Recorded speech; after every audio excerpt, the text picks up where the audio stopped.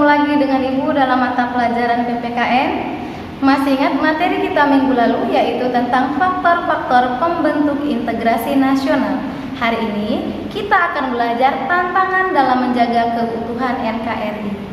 Dan yang menjadi tujuan dari materi kita hari ini adalah agar Ananda sekalian dapat mengintegrasikan tentang pentingnya keutuhan nasional dan tantangan generasi muda dalam menjaga keutuhan NKRI. Untuk itu, marilah kita simak tayangan berikut ini.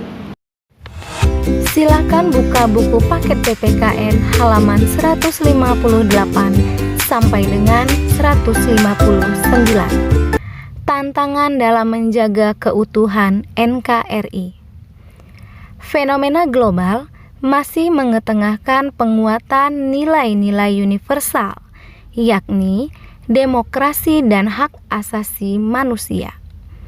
Bersamaan dengan itu, isu lingkungan hidup dan dampak pemanasan global memunculkan persoalan serius yang memerlukan respon secara internasional.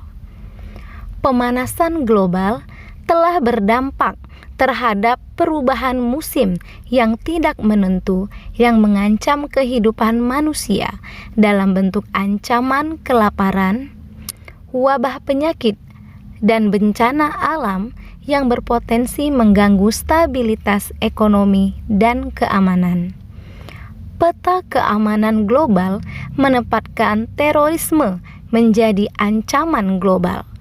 Penggunaan kekuatan militer oleh suatu negara ke wilayah negara lain mengancam kedaulatan dan kehormatan suatu negara berdaulat.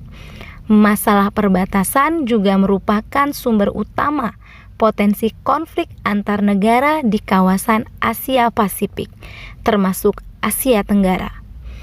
Tantangan di lingkungan internal Indonesia adalah mengawal NKRI agar tetap utuh dan bersatu.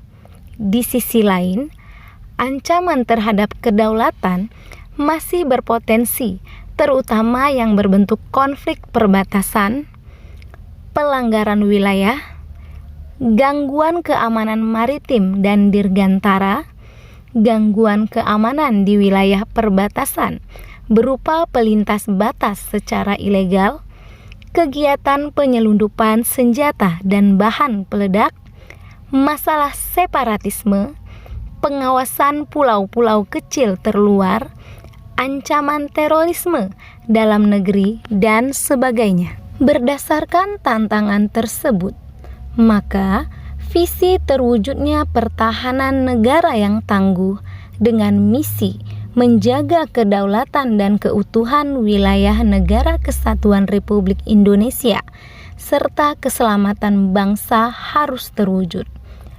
Pada dasarnya, perumusan kebijakan umum pertahanan negara dilaksanakan Menteri Pertahanan Negara, sedangkan proses penetapannya dilaksanakan di tingkat Dewan Keamanan Nasional selaku penasehat Presiden Republik Indonesia.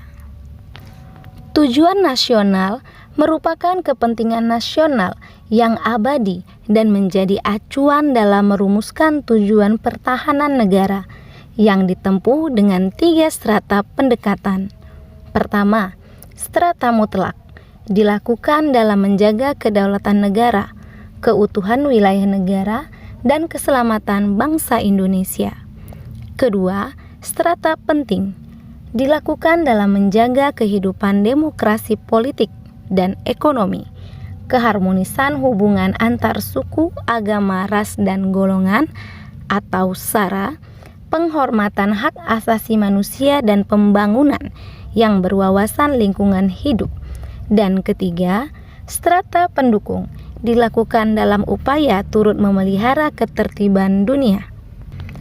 Untuk mencapai tujuan pertahanan negara tersebut, salah satunya diperlukan input sumber daya yang bagus dan optimal. Masyarakat menuntut TNI untuk menjaga dan memelihara stabilitas keamanan nasional, tetapi input masyarakat secara intelektual, moral, dan mental lemah akan sangat kesulitan mewujudkannya.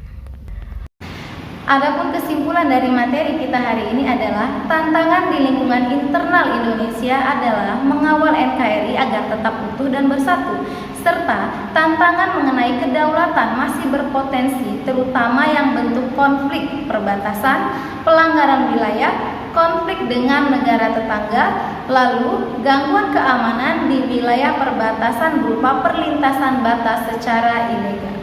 Oleh sebab itu, persiapkan diri kalian untuk materi kita yang akan ada di minggu depan, yaitu peran serta warga negara dalam menjaga persatuan dan kesatuan bangsa. Seperti biasa, apabila Anda sekalian ada pertanyaan lalu masih kurang paham dengan materi kita hari ini, Ibu tetap akan membuka sesi tanya jawab melalui Discord. Selalu ingat protokol kesehatan dan salam literasi.